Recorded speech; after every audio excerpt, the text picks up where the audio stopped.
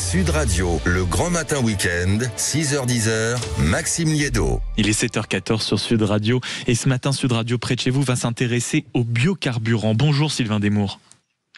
Bonjour Maxime. Merci beaucoup d'être avec nous ce matin. Vous êtes le porte-parole de la collective du bioéthanol. Et si on avait envie de vous recevoir ce matin, c'est qu'il y a cette petite musique, et même on peut le dire franchement, cette petite colère qui monte par rapport à la hausse de la fiscalité qui serait en train de se dissimuler dans le budget 2026. Et la hausse de la fiscalité sur quoi ? Sur les biocarburants. Pour qu'on comprenne bien, ce n'est pas du tout anecdotique dans le pays. Est-ce que vous pouvez nous dire combien de personnes sont consommateurs de ce type de carburant et surtout quels sont les avantages fiscaux dont ils bénéficient jusqu'à présent ?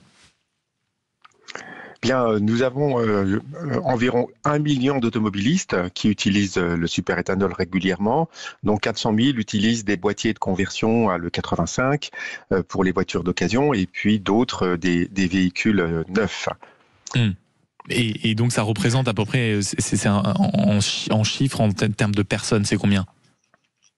Donc évidemment, 1 million d'automobilistes, c'est des familles donc multipliées par 2. Et puis surtout, les carburants, c'est beaucoup plus que ça. Et la hausse qui est annoncée dans le projet de loi de finances pourrait en fait concerner tous les automobilistes, y compris ceux qui roulent avec d'autres carburants. Et je vous dirai pourquoi.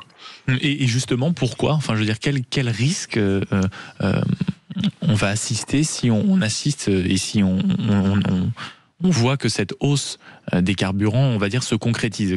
Ça va dire quoi ? Ça veut dire que les gens vont arrêter d'utiliser ce bioéthanol ? Ça veut dire que ça va être une hausse des prix sur tout le reste des carburants ? Comment ça va se dérouler de façon concrète ?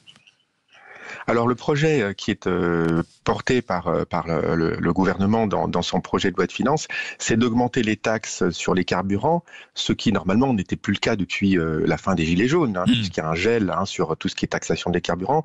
Et ils ont décidé de cibler 2 carburants qui sont les plus français et les plus décarbonés, qui sont le superéthanol E85 et le B100. Donc c'est quand même un petit peu étonnant, fort le café, je dirais, de cibler d'abord de faire une hausse alors que ce n'était pas prévu, et de plus de le faire sur les carburants les plus écologiques quelque part. Et quand vous dites, Sylvain Desmours, quand vous dites en plus, je rappelle que vous êtes le porte-parole de la collective du bioéthanol, quand vous dites non seulement ce sont les carburants les plus écolos d'une certaine manière, et ensuite ce sont les carburants les plus français, qu'est-ce que vous entendez par ce sont les carburants les plus français ? Nos biocarburants sont produits à partir de matières végétales cultivées en France et autant pour le B100 que pour le superéthanol E85, on bénéficie de la production française de biocarburants qui est la première en Europe en bioéthanol ainsi qu'en biodiesel. Et donc on a les carburants qui ont le moindre contenu fossile, donc évidemment le plus grand contenu français. Donc ce que vous dites ce matin, c'est qu'en réalité, on va s'attaquer aux conducteurs et aux automobilistes les plus vertueux, qui avaient déjà fait un effort vers, on va dire, un peu moins de pollution, qui avaient déjà fait un geste par la planète. Et ensuite, vous dites, attention, parce que derrière la hausse de la fiscalité, pour nous, automobilistes, il y a un véritable danger sur toute une filière agricole. Il y a une filière agricole qui fournit à la fois de l'alimentation et de l'énergie, autant du côté du biodiesel que du côté du bioéthanol. Dans le cas du bioéthanol, on produit à partir de betteraves à sucre, à partir de blé et de maïs, et on produit à la fois de l'alimentation et des biocarburants dans des sucreries, dans des amidonneries.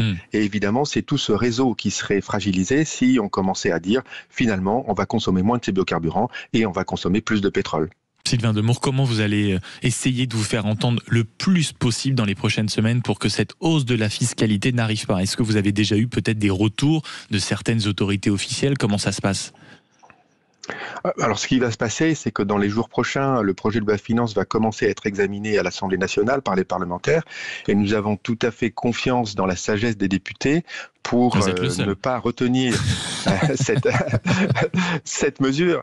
En fait, vous savez, les Français sont quand même assez clairs dans leur tête. Les budgets des automobilistes, c'est très important. C'est le premier budget, je dirais, contraint après le budget du logement. Et les parlementaires qui écoutent leurs électeurs savent bien que c'est un sujet extrêmement sensible. Donc on s'attend à ce qu'ils ne retiennent pas. On a jusqu'à présent constaté un fort rejet au niveau politique de cette mesure, et on espère qu'ils voteront la suppression dans les prochains jours de cette mesure qui est tout à fait injuste. Un peu d'espoir finalement à 7h18 sur Sud Radio. Merci beaucoup Sylvain Desmours d'avoir été avec nous, porte-parole de la collective du bioéthanol. En effet, pour être excessivement vigilant sur ce risque de hausse de la fiscalité sur les biocarburants, et on vous a bien entendu, non seulement ça risque d'être une plaie pour les automobilistes, mais aussi pour toute une filière agricole qui fait vraiment du Made in France et qui fait ça dans les règles de l'art, qui risque forcément d'être impacté, même si le mot n'est pas joli, sur ces productions qui sont très importantes. Merci beaucoup d'avoir été avec nous. Il est 7h19 sur Sud Radio.